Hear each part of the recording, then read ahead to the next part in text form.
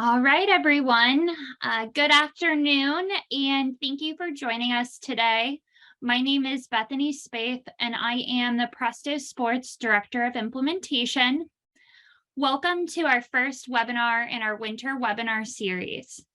Today, we have Nick McCutcheon joining us from our implementation team. He will be covering how to quickly and effectively manage your seasons within the Presto web platform. Before we dive in, let's cover a few housekeeping tips. If you have questions during today's presentation, please feel free to enter them in the Q&A box. If your question does not get answered during today's session, please note that we will follow up with you following today's presentation. Additionally, the webinar is being recorded and will be shared with you within the next few days. As mentioned, here with me today in our virtual studio to help explore this topic, we have Nick McCutcheon. Nick is a tenured PrestoSports user as a sports information director over the last decade. Nick today will be reviewing the functionality that is essential to your athletic department. He recently joined the PrestoSports team, and we are excited to have him on board. Prior to joining the team at PrestoSports, Nick worked as an SID at 3 universities, including Dakota Wesleyan, the University of Michigan Dearborn, a part of the NAIA, as well as at the NCAA D2 member Saginaw Valley State University. Nick, thank you for being here today, and go ahead and take it away. Thank you, everybody. I appreciate your time today. As a former SID, I know what this time of year means for you. Busy crossover season, so I do appreciate your time, and hopefully you'll find this information useful in helping you set up your seasons and getting the most out of your game day functions within Presto. So the first thing you're going to need to do when you set up a season for any of your teams within the PrestoSports game day is you're going to need to navigate to that correct season. So a couple different ways you can do that. You can go over here on the right-hand side, and most of your seasons that are associated with your team or your website are going to be listed on the side here in the most up-to-date year. There's also, you can go to the top into this sub-tab here for seasons. Click on that, and you'll see all of your current seasons are listed off here on the left, and all the sports that you have access to are here on the right. I'm going to go ahead and click into women's volleyball for this demo. And I'm going to go into the NCAA 2022-23 season. And you'll notice when I get to this page, I'm getting a warning message saying that my season has not been set up at this point. A couple different ways to go into the setup for this. There's a button on the right-hand side that says Setup Season. There's also one here in the middle of the page, just below Seasons, that says Set Up This Season. Go ahead and click on that. That's going to bring me to a page where it's going to give me all the warning messages saying that these particular sections and pages have not been set up to this point for this season. To fix these issues, I'm going to go and click on this setup button here. That's going to bring me to a page where I'm going to start setting up my season. You notice that when you look at this page, you're going to have several fields where you're going to need to type out information for titles of certain pages, as well as adding your team to those specific pages as well. So I'm going to start here in the schedule page title and put in 2022. I'm just going to use the word test for volleyball schedule. And a quick tip to use, I always like to take this first part of this, copy it, and then paste it into these other sections as I go down, just to save myself some time having to repeat that step. So, and this one I'm going to put standings. The next one I'm going to put roster. And the final one, I'm putting news. And these will actually be the titles that will show up on the front end of your website when you navigate to those specific pages associated with this specific team. Throughout the page, you're going to see several drop downs. These are going to be where you're going to add your team to those specific pages. So you click into the drop down, find your team. Your team should be the only one listed in there, unless for some reason you do have access to another team for statting purposes that you may see an additional team in there. Just make sure you're clicking on your own team. Scroll to the bottom. Grab your team from there as well. And then click on any one of these boxes that say add team. And what this is going to do is it's going to create all the pages and subfolders within your game day for all these specific sections for you. So for your photos, for your files, for your releases, for your statistics, this is what I'm creating right now. So once I do that, make sure all my teams have been added. And I'm going to scroll to the very bottom and hit setup season. You'll notice all those error messages have now been taken away. And you get a nice message here saying, nice job, you've set up your season. To get back to my dashboard for navigation on this season, I would go to the right here and hit manage season. And now I have all these tabs set open for this particular season within this sport. To kind of move on from here, we're going to go into how to set up your schedule. I'm going to transition over to the Saginaw Valley State website because this one's already been set up and has information in it that I can already pull over and use as a demonstration. So I do appreciate Saginaw Valley and allowing us to use their site for today's webinar. So for this particular season, I'm into my baseball season now. This one's already been set up, and I want to go ahead and start adding events into my season. So make sure you're on your schedule tab. Click on add event. Oop, got to sign back in. Apologize for that. And it'll bring open a page for you to start adding all the information for your event. So going from the top down, you're going to pick your date. So I'm going to go over to March. I'm going to pick March 1st. Next field is going to be for your time.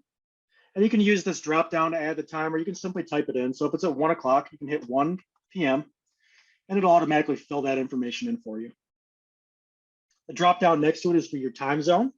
Whatever time zone that your school is set up in, this should automatically default to that.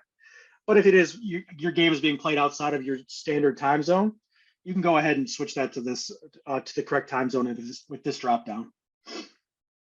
The next section, you're going to be adding in the teams that you're going to are going to be participating in this particular event. So for this one, I'm going to use Northwood. And you'll notice that there's 3 different Northwoods that I have to choose from. Now I know this one here is the one I want to use. This is the team we're going to be playing. So make sure you are clicking on the correct school that you are playing for this event. It'll automatically pull their logo into the schedule page and onto any composite schedules throughout your website. Next, I'm going to add the home team, making sure I'm clicking on Saginaw Valley. And it automatically pulls that logo in as well. I'm going to say this is a neutral site game. So here in the next section, I'm going to have this game being played in Orlando, Florida. So that'll automatically make it a neutral site game on your schedule. The next section here is for status. I'll come back to that in a second, but that is also to, if you were to be putting in a game, you can change the status to final. So if you're putting in a game that may have already happened, you can change that to final. But for anything in the future, you just leave it as not started.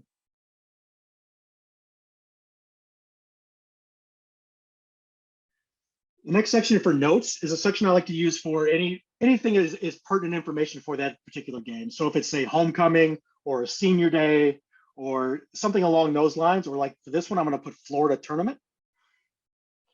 So if it's a special event that game's being played at, you can go ahead and put that information in those notes. And if you have any site notes that are for that event, you can drop those into this next section as well.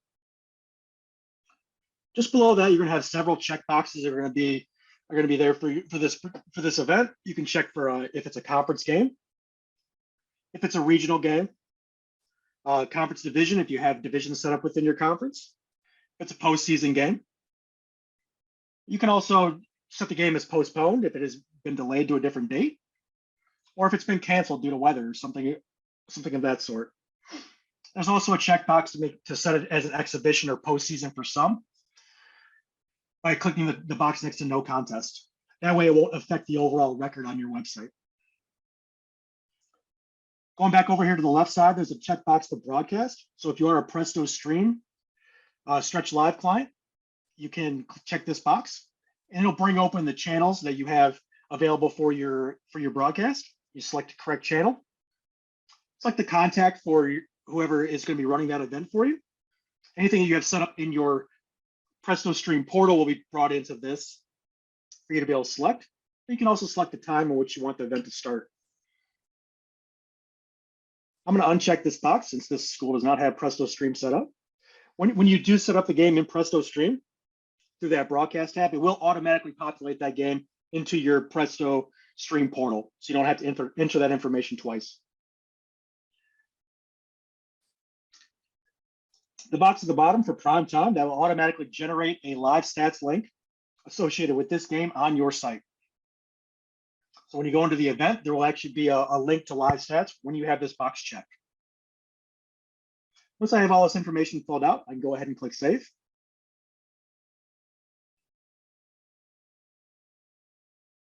And you'll see that event is now listed in my schedule. Let's say it's actually March 3rd, and I need to go in and put the final in for this game. I can change this by going back into the game and edit. Going back to the status line and changing the game to final, you'll see for baseball and softball, you'll also have options for setting it to a specific number of innings that were played.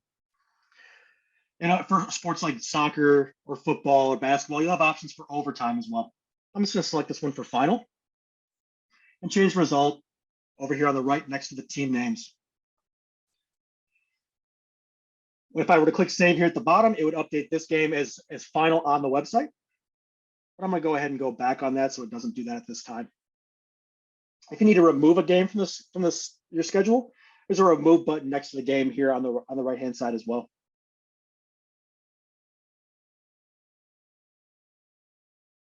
If this game were to take place on the road, you're not actually the one there statting the game live. You are able to actually click on this link here on the left. This brings open your event page with all the event information for that particular game. And here's where you can either launch Presto Stats to stat the game live if you are a Presto Stats client. But you can also upload a box score to this as well. So you can click on this button here, and it opens up a field for you to be able to upload a box score to this particular event.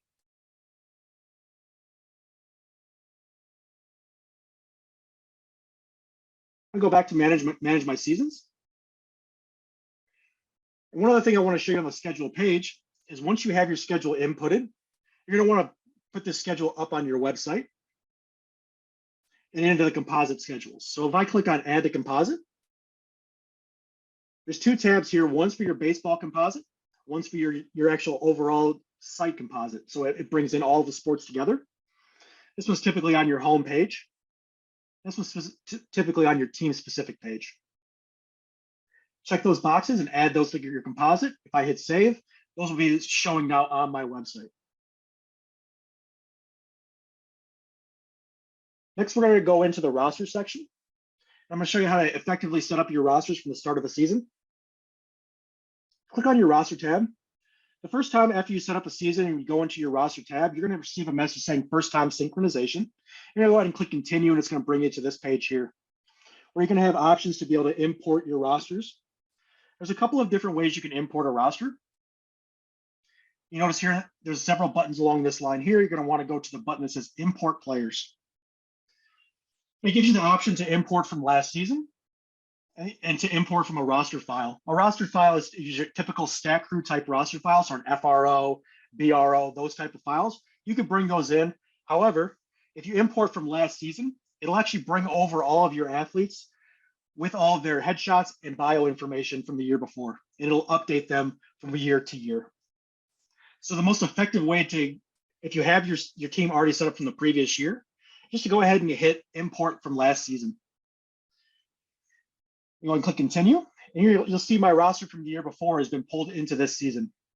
Now you have the ability to go in here and make changes to this. So if you have athletes that have left the program, you can uncheck the box next to their name, and they won't be brought over in this case.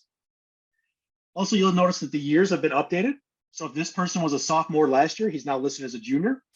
This does not automatically update if you list players as a redshirt or graduate or NA, or you leave that box empty in their previous year's the field for year on their roster bio. So you will have to manually update those. So this person would now be a sophomore. I'm gonna go ahead and check the box next to his name. And we all know right now in the current climate, people are getting additional years for their season. So if they were a senior last year, they may still be a senior this year due to COVID or whatever related purposes that they may have an extra year. So this person may come back on the team this year. So I'm gonna go ahead and check the box next to his name and bring him back onto the team. So I'm gonna go through here and just fix all the redshirt freshman ones to sophomore.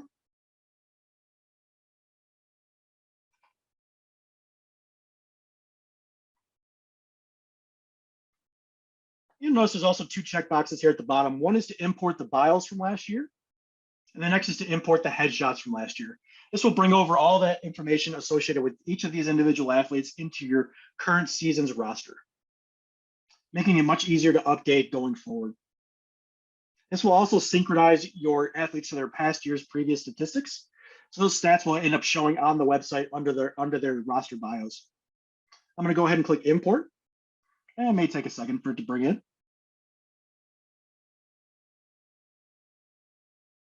You'll notice my roster is now filled out with their headshots from last year. Their bio information has been included, and all of their fields that have been associated with their team. Next step, I'm going to go over here to the right-hand side and click Edit Settings. You'll notice in here there's several different checkboxes you can check to add different fields to each roster page. So if you want to have height and weight, a hometown, you want to add team or state or title or any of these specific things as well. For this one, I typically like to add height, weight, hometown, and then previous school I made as a custom, as opposed to having a high school. College, you get a lot of transfers, so having that previous school I kind of always found to be a little bit more set up the way I liked it. So I'm gonna hit save here at the bottom. So if I go into the first athlete here, you'll see all those fields that I had boxes checked for. First name, the number, first name, last name, year, position, and then for baseball and softball, bat and throw will automatically be in there.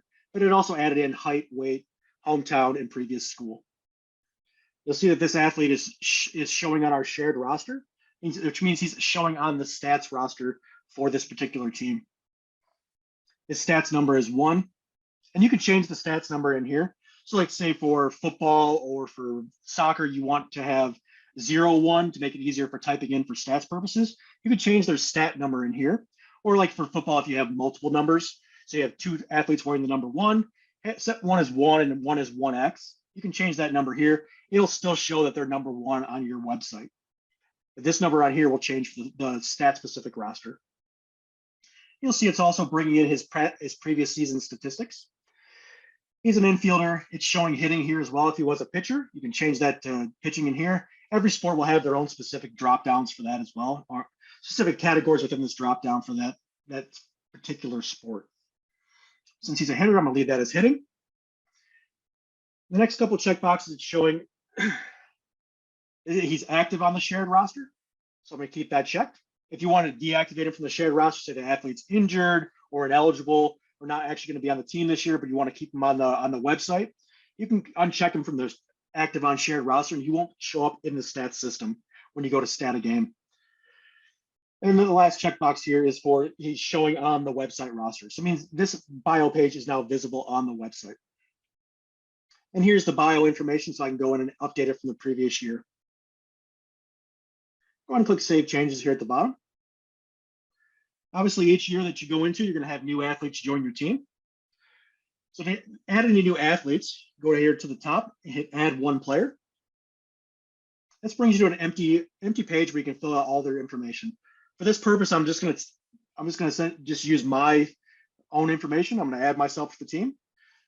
Make myself number 99. Put my name in. I'm a freshman. First base. And you can change the bat and throw to whatever it needs to be. The bat has switch left and right. Throw has right and left. Put the height in there. Put my hometown and my previous school. And I want to make sure this athlete's active on the shared roster. He's a new player. First base, he's a hitter. Doesn't have any previous year statistics, so you won't see anything here. Active on the shared roster and showing on the website roster. And here's where you would type out the bio information for that particular athlete. Scrolling back up to the top, I want to add a headshot to this athlete. So go up here to the left-hand side, there's an empty headshot box. Just below that, you can go ahead and hit change. It'll bring open a window where you can look for your photo that you have uploaded to the website. You can also upload it directly to a folder on the website. So for this one, you'd want to be in somewhere within the baseball sport folders. Scroll down, find baseball. And you can drop a photo in there. Make sure you hit change, hit upload, choose your file and upload it. For this one, I'm just going to go ahead and search. I know the photo is already on the website.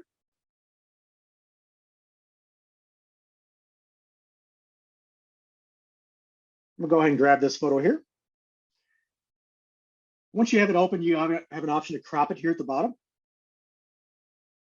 If you look in this image dimension box, there should be a drop down that says headshot. Change it to headshot. And then drag and drop it over the photo. Hit crop here at the bottom. And if you're satisfied with the cropping, you can go ahead and hit save new image. If you need to adjust it, there's an option to adjust the cropping on it as well. I'm gonna go ahead and save new image. And now that headshot is posted within this page. Scroll down to the bottom, hit save changes. You'll see that person's been added to I've been added to the roster here for this baseball team.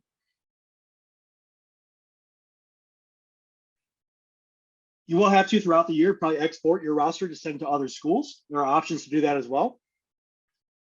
Right next to where it says add one player and import players is an option to export your players. Click on export players and you'll have the option for baseball and softball, you have the option for a TRO and a TRX file. If you click on any of these buttons, they will download directly into your downloads folder. And you can rename them and send them off to wherever you need to send them for road games or tournaments or things like that.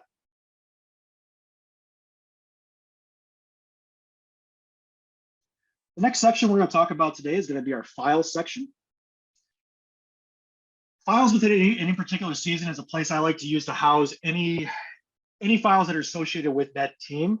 This I found to be particularly useful for football when I have game notes for a particular week. So dropping a PDF into there for game notes, then tagging it to a specific game. Or for sports like track and field, golf, cross country, that don't have a traditional box score like some of your team sports do that you can import. Dropping a PDF of your results into this section and then linking it to a specific game, which I'll show you how to do later, is what you're going to want to do. So to do this, just click over here to the right side, click Upload Files. And you'll be able to drag and drop or browse for any particular file that you want to put into this section. So I'm just going to take this PDF of a Booster Club file that I have for this team, and I'm going to drop it into here. And once it's done uploading, it'll say done here on the right underneath your drag and drop box.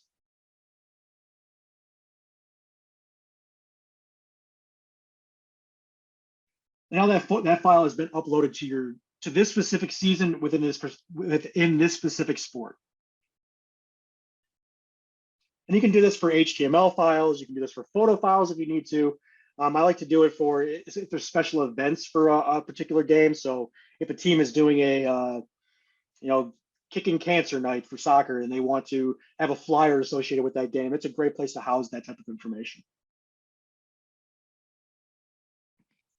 Next, I'm going to show you how to use your links and be able to set those to a particular event. There's a couple different ways to set up your links. Well, I'm going to go back to last season for this baseball team to kind of give you a better idea of what your schedule is going to look like with links once you have all of your entire schedule put into your season. So on this page here, when you click on links, you're going to have a reproduction of your entire schedule on down the list. So every game that you put in on your schedule tab is going to be showing here with any links that are associated to that particular game. So let's say I want to set a link for all of the video for all of our home games. So the link is staying the same for all the video broadcasts we're going to be doing for baseball that year.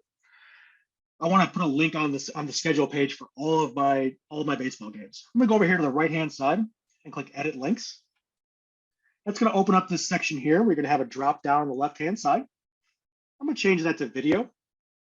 And here's where I can drop in the external URL for that particular video broadcast. So for this, I'm just going to type in youtube.com.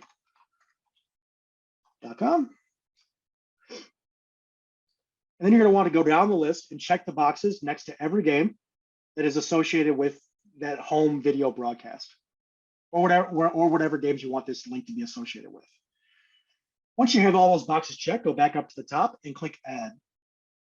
And once you do that, those games will be listed underneath any boxes, any of the games of which boxes you checked, and they'll be highlighted in bold. You'll notice that there's some links here under these games that are highlighted in bold and some that are grayed out. The ones that are highlighted in bold are the ones that are actively showing on your website. They're being published to your website. The ones that are in gray are ones that may be published to other sites or places within the Presto network, but they're not visible on your site. So you see this one is actually published, this box score is published to the conference website.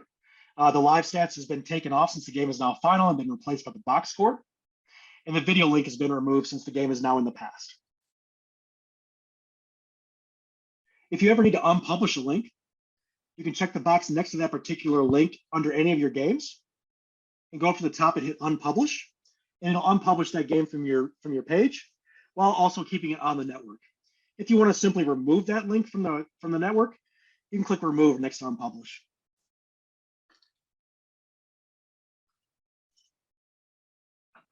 This function works best for doing bulk editing of links. So for your video or for ticket links that you have for your home events, or if you have directions that you want to publish to your games, that is the best. This is the best place to be able to do that.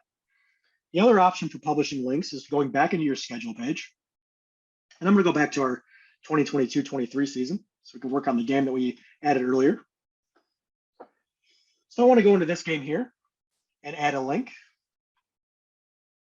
About midway down the page, you're going to see a field that says add related information. And then there is an option to add an external link. In here, I could add a link just for this particular game. So if I want to add a link for video, click on the video, or click the video from the dropdown and drop in your URL right here. You'll notice when you change this to a different category, the title and abbreviation for that particular link changes as well. You can also do a custom link. What a custom link is, let's say for track and field, you want to put up lane assignments, or for swimming and diving, you want to put up lane assignments or something like that. For fans that have that information, you can click on the custom link option, since it's not one of the ones listed within the dropdown, and change the title to whatever you want it to be. So I want this to be lane assignments. And I would just change the abbreviation to LA. And once I add that link to it, it'll show up as lane assignments on the page, on your schedule page, and on your composite schedule as well. You'll notice down here, like I mentioned before, there's a link for live stats for this game. It was automatically created by checking that prime time box when I added the event into the schedule. Let's say I do not want this link to be published on the website right now. There's a box next to that link here under related information. If I click on it, it'll change that event from published to unpublished. And if I want to publish it back, I just click on it again and now it's published. There's a couple different ways that you can add links to specific games throughout your game day tabs. The next thing we're going to talk about is adding a release. I will encourage you, next month, we will have a second webinar in our winter webinar series on December 6th with one of the members of my team, John Gatto, will be running through how to get the most out of your releases within your game day. It's going to be a much more in-depth dive into releases and how to get the most out of them. I'm going to just show you real quick how to add a release and tag it to a specific game. Once you're back in your game day dashboard, go ahead and click on Releases tab and click Add Release. And working from the top down here, it's going to default to the current date. You can change that date, say if the game was at 7:30 last night, but you're not getting around to publishing the story until 1 a.m. You want to change that date on there. I'm sure that's never happened to an SID ever. But you can change the date in it right here. Right underneath that, you're going to be able to publish it to a specific event. So when you click on that, it'll bring open a window. And every game that you have listed on the schedule for that particular season will be showing up. You have to pick the correct date range. And then click on the correct event and hit publish. Next, you're going to want to publish this to your headlines. When you click on publish to headlines, it's going to bring open another box. This is going to send the release to your main headline rotator. So whatever your website is your school's called should say here, headlines. This is your main news rotator. This is the news rotator for or the featured articles for your particular sport and any news sections that are associated with that team. If you don't want this to be the top story on your website, say you want it to be the third thing on your news rotator on your website, you can click on this drop down here. And you can place it after any story that's been currently published to your headlines on your main news rotator. And same thing for your sports specific rotator. Once you have those checked, go ahead and hit save here at the bottom. You'll see that this release will now be published to the headlines and published to that event. And the title, you can type out the title for the article. We're just going to put Cardinals win. For the lead in, I like to take the first sentence of the first paragraph for whatever story that I'm writing. So I'll typically just grab the first paragraph of the story that I'm using. And I'll put that into the lead in section right here. For the thumbnail, you can go ahead and click on this three dot box here on the right next to the thumbnail field. There's a couple different ways you can add a photo to it. You can upload it directly to a section on a folder within your website. Make sure, just for organizational purposes, you are putting it in something specifically related to that team. I like to make sure I'm within the sport, within the year, and within the photos folder to be able to add photos to it. Just makes it easier for finding that photo later. Or for this one, I'm just going to go ahead and search. Whenever I would upload photos to my websites, when I work through Presto, I would like to make sure I'm naming all the photos for specific athletes with their last name to make it much easier to be able to find them later. So I'm going to type in the last name of one of our baseball players from last year. Click search, and it's going to bring open all the photos associated with that athlete. I'm going to grab one that I like and just click on that. I want to make sure I crop this to fit my news rotator. So in my drop down here, I do have a preset cropping tool for my news rotator, so it fits perfectly. I'm going to click on that, click change, and I'll adjust that box just a little bit. Crop it over the athlete, hit crop, and hit save new image. Now this photo will be associated with this release on the website. Instead of having you sit here and watch me actually type out a story, I'm just going to copy and paste one from a release I did last year. Go ahead and paste that in there. I do like to encourage you to use either Google Docs or Microsoft Word to type out your releases before putting them in here. It's going to save you the risk of losing any information. Also, just for some formatting purposes, it does make it a little bit easier. So once I have this in here, I can quickly just go ahead and grab my date line, make that bold by hitting Control B, or you can just click the V here at the top. I like to bold these sections as well. Then I'm going to take all of these here, these little snippets about the game, and I'm going to create bullet points for them. And I also have an inside the box score section that I typed out. I'm going to grab the bullet points for that and create bullets and bold this up next section. And like I mentioned before, I'm going to grab this first sentence, copy and paste it into my lead in. In here, you also have the ability to add embedded videos or photos if you so choose. There's options for that right here. If you do have links that you want to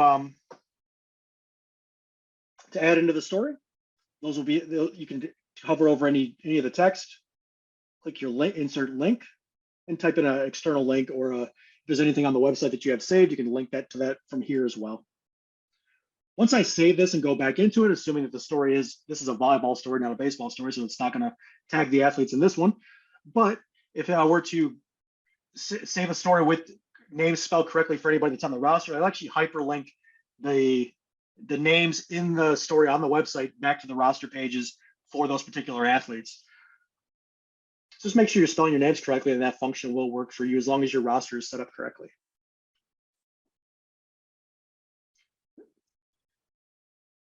If you ever do need to go back into a release, you can go, your release will pop up here, and I'll go back to last season to kind of give you an idea on that. You need to edit a release later. You can go ahead and click edit here on the right-hand side for any of the releases that you've created. And you can make your edits here and just hit resave.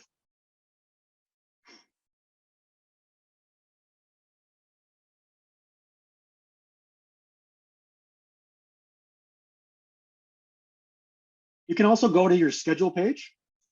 We'll go back to 22-23. That's the wrong one. Apologies.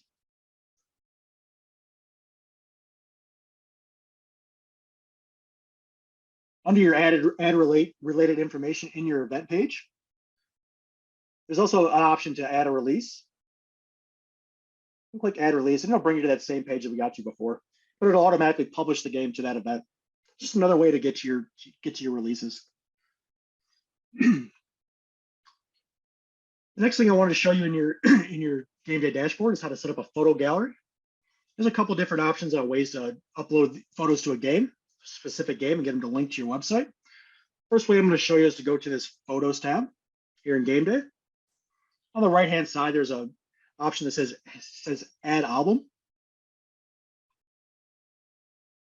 Once you click on that, you're going to name your album. So for these, I always like to do baseball versus the opponent. So this one versus Northwood. Apologies.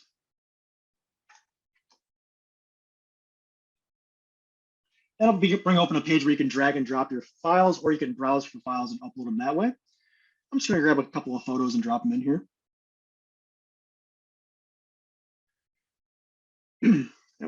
Once the upload is done, you'll have an option to go ahead and click done. It'll bring you to a page with all of your photo album with all the photos displayed. And here you can change the date. You can change the title if you need to. Go ahead and click. You're going to want to click expand all on these. And this is where you can tag the photo to a specific athlete. To do that, you can either start typing out the person's last name. So Burke, it'll bring up Andrew Burke.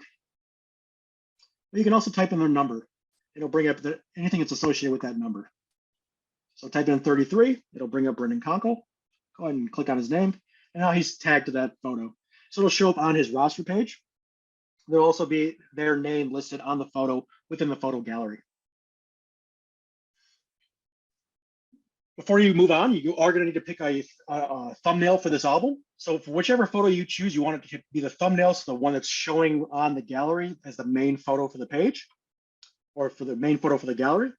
Just click on I like this photo here, so I'm going to click that button here and hit save.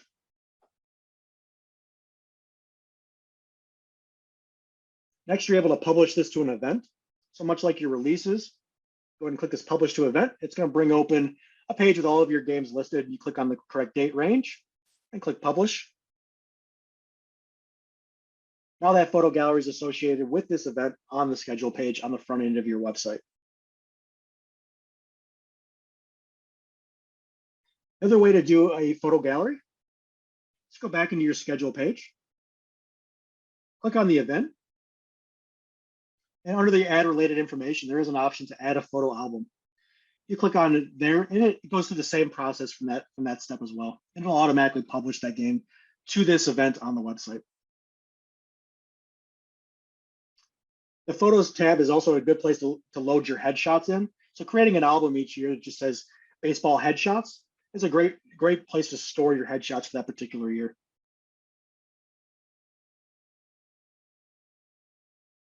So to recap today, we have covered how to set up a season using PrestoSports CMS. You learned how to do an initial setup, create and import your rosters, set up a schedule, add links, as well as publishing releases, files, and photos to your website.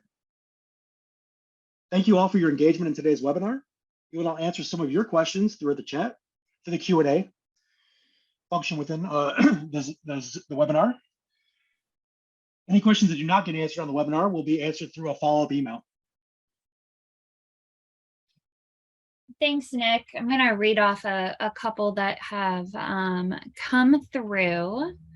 So the first on our list, what about stats for a two-way player, a player that plays both offense and defense?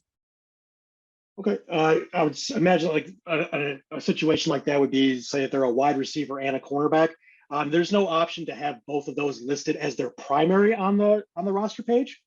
But I would select the one that they are most closely associated with. So if they're a wide receiver that sometimes plays defense, I would go ahead and put them as receiving. But there is a way to navigate to defensive statistics throughout the roster page on the website. The next one we have here, can you publish the same article to 2 different events? For example, in the case of a double header. Absolutely. So once you have multiple events in your schedule, I'll go back to last season to kind of give you an idea of what that would look like.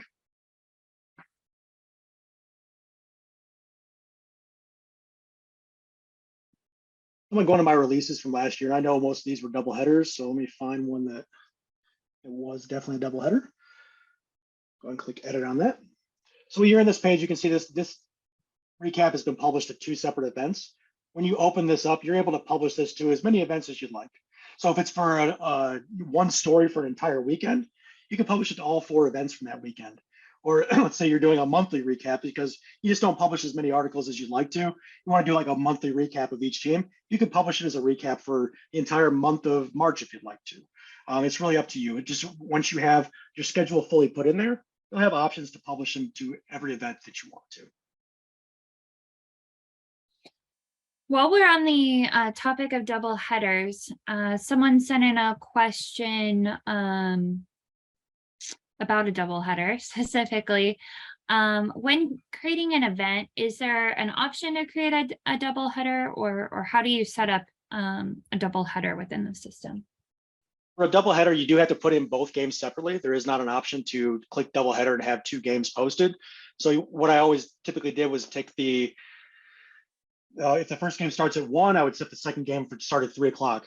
So that way you don't have games overlapping in the system. So your first game will be listed first, your second game will be listed second. So just make sure you're separating the start times for those games. So the correct game that went first is listed first on the system.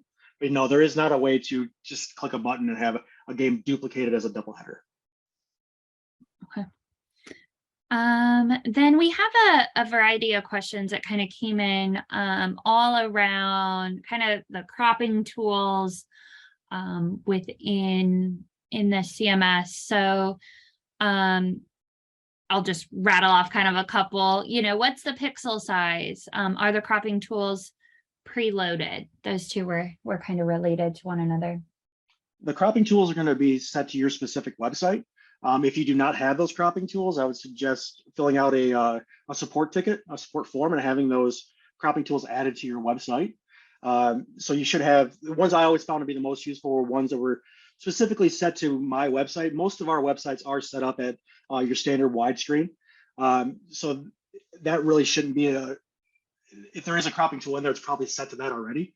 But if you do have a site that is more custom, that does have some different dimensions to the news rotator, it's best to get a cropping tool specifically loaded for your news rotator. And for the headshot, it just makes it easier to be able to crop those consistently across all of your pictures. Instead of trying to kind of guess, the headshot tool does make it much simpler to crop over a face and shoulders and make sure everything's centered within that frame as opposed to just kind of trying to eyeball it. So if you don't have those already loaded into your system, I would suggest filling out a support ticket and having those added to your options on that dropdown. Okay. And then related to cropping photos, when you crop a photo, does it create another file and save the original, or does it overwrite the original version? It'll actually save a second file. So if you go back to the roster team member that I created for myself, I made a change here. So you'll see in here, and it'll save the secondary file in the same folder that the original file came from. So there is the original photo, which is this one. And there's also one that's been created with the same file name as before, but now it says headshot after it. And if it were to be for a news rotator, it would say the title, the file name, and then thumbnail after it. And if you have multiples of that same file name, it would add a number to the end of it as well. So they will create a secondary file. You will not lose that original photo on the website. Great. Shifting gears a little bit over to the news releases. We had a variety of questions come in. One specifically on recognizing athletes' name. So they typically write their men's and women's releases together for sports such as cross country and track, but it will only highlight the names for the if they're in the men's or they're in the women's. Is there a best practice around how to possibly tie them together or posting kind of that multi-sport news release? So whatever season that you're in, that you're publishing that release to, that's where it's going to pull the roster information from. So like for the Saginaw Valley, for example, we have ours set up. We have separate seasons for men's and women's cross country, but we have one season that we use to publish our information. So we go into this one here, and so the releases section. Or to click on edit here, it's actually going to pull in the names from both, because both of those rosters are being tied to this season. It's a particular way you can set up your seasons within game day if you'd like to do that, but you have to actually combine the rosters onto your into one, as opposed to having them separated on your site. So some sites like to have it set up where cross country has a men's and women's specific pages. For Saginaw Valley, we did one page and went across both. So that you can either take the release and publish it to both sections on your site. So under men's cross country, publish the release. Under women's cross country, publish the release, and the links will show up out for the team that it's associated with when you publish it. If that makes sense. But if you combine them together like they did at Saginaw Valley, you can actually have them being pulled in together, but you will only have one dedicated page on the website. So on the front end of this site, there is not a specific page dedicated to just women's and men's cross country. It's simply just cross country. And we did the same thing for track and field and swimming and diving as well, because they share a schedule. Okay.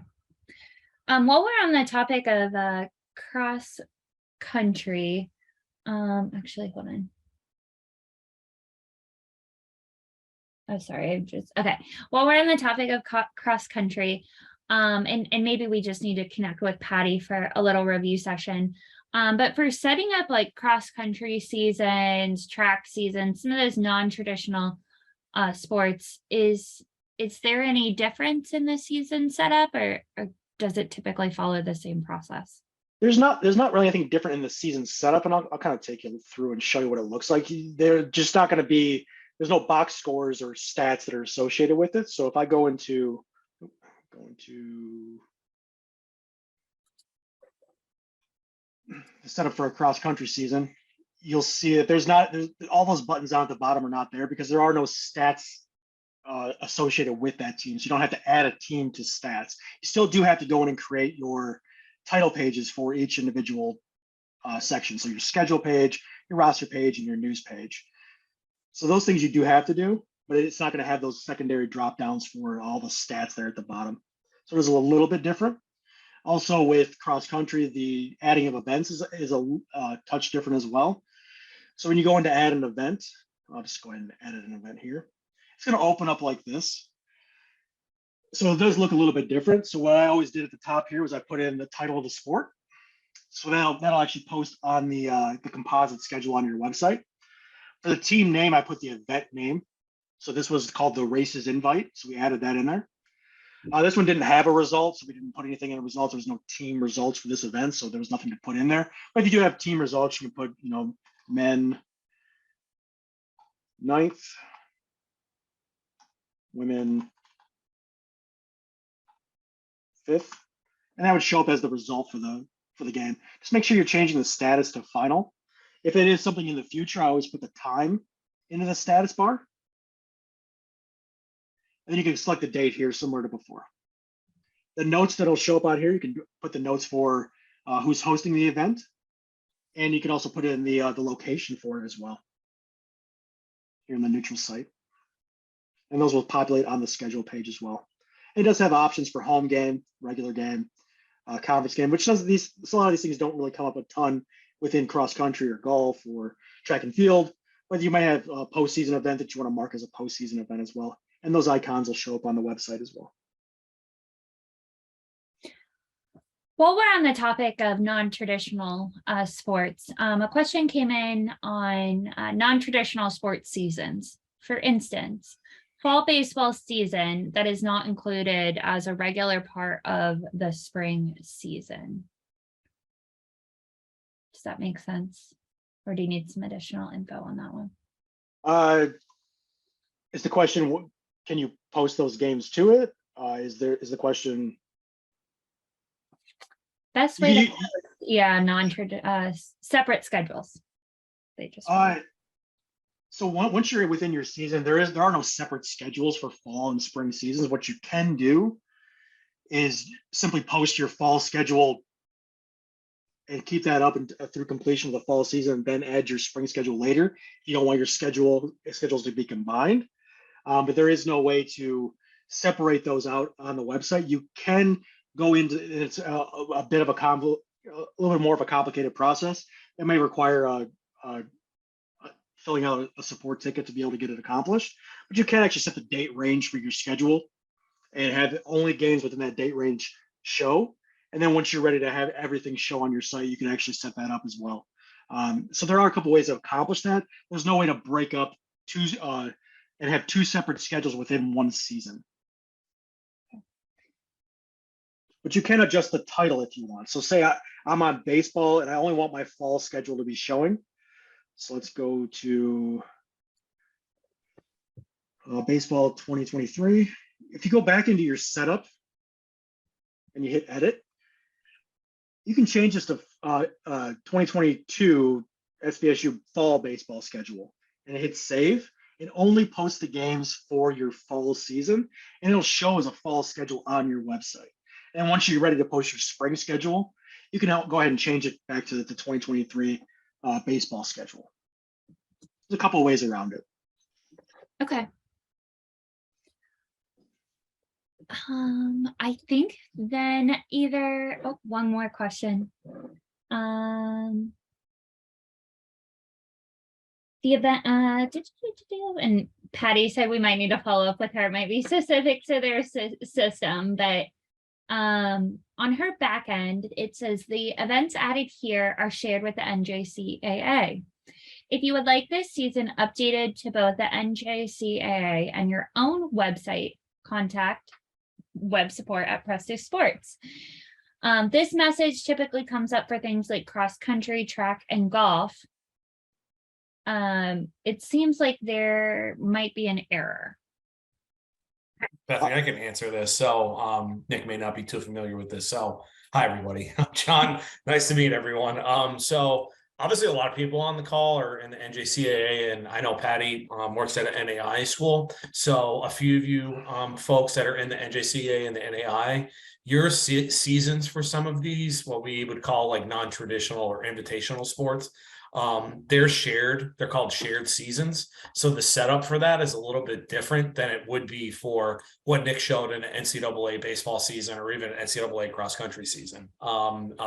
So in this situation where Patty's seeing that, it is saying that, there is an NJCAA, it's uploaded to that. Obviously her school isn't in that. You'll still be able to go in and add what you need to add for those seasons, as long as they're set up correctly in the way that they should be set up. Because again, that process is completely different from the process that we went through with this. It's much, much different. So that's something that we could, I think, follow up with on. It's something that throughout the summer, when I was still on the support team, we did a lot of teaching clients how to set up those shared seasons and getting those things all up to date. But Patty, in this case, if you see that, I would say really at this point, just kind of ignore that, because that is something that I saw across the NAI with NAI clients with helping them set up their shared seasons. It's probably something that the development team is going to have to look at and basically say, hey, this needs to go for various reasons, because the school's not even in the NJCAA and they're seeing this error because they are in the NAI and they all have shared seasons. So I hope that makes sense. I think we'll have to follow up with you or anybody else that has questions on the shared season setup, because again, it's a little bit different than what we went through this. And yeah, that's basically it when it comes to that. Thanks, John. All right, I think that answers. I'll give one last call for any additional questions.